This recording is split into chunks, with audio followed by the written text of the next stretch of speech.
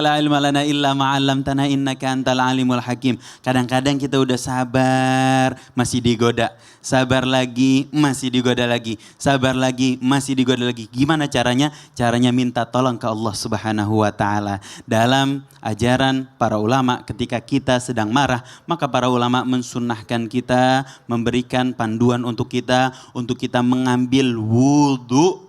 Karena amarah itu seperti api, harus dipadamkan. Dan yang bisa memadamkannya adalah air wudhu. Ketika kita berwudhu, suhu tubuh kita akan menurun. Dan ketika itu kita bisa lebih tenang. Jika sudah berwudhu kita masih marah, maka ketika amarah itu berada dalam kondisi berdiri, maka kita disunahkan untuk duduk.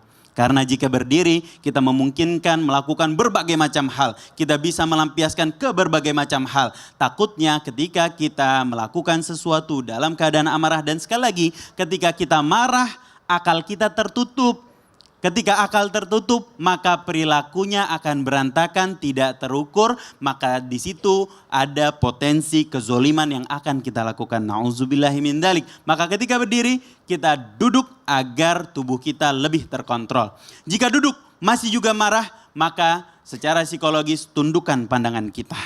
Ketika kita menundukkan pandangan, kita bisa lebih merenung, memiliki kesempatan untuk berkomunikasi interpersonal. Komunikasi sama diri kita, ngomong sama diri kita. Sebenarnya apa sih yang membuat kita marah? Sebenarnya apakah ini benar-benar kesalahan dia atau kesalahpahaman dari diri kita sendiri?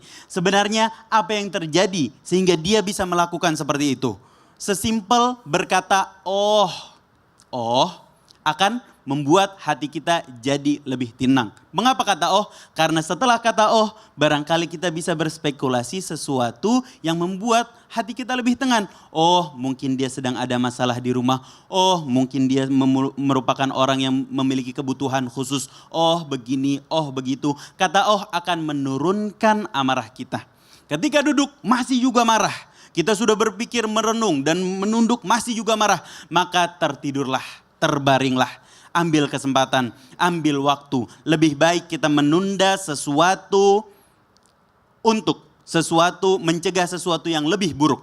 Lebih baik kita mengambil kesempatan. Gak apa-apa, tidur sebentar. Ambil kesempatan, tunda dulu. Daripada kita terburu-buru melakukan sesuatu ketika akal kita sedang tertutup. Takutnya memiliki dampak yang lebih buruk ketika kita melakukan hal tersebut dalam keadaan marah.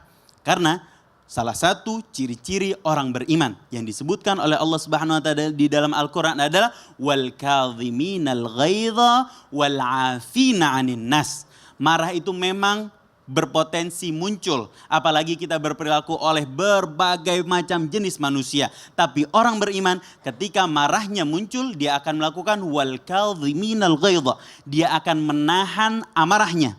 Wal 'afina 'anil nas, dan dia akan memaafkan orang yang berperilaku buruk kepada dia. Bahkan dia bisa berlaku lebih baik terhadap orang yang menzolimi dia. Jadi saat orang berperilaku buruk kepada dia, dia akan membalas keburukan itu dengan kebaikan atas rahmat yang penuh di dalam hatinya. Dia bagikan rahmat itu kepada orang lain.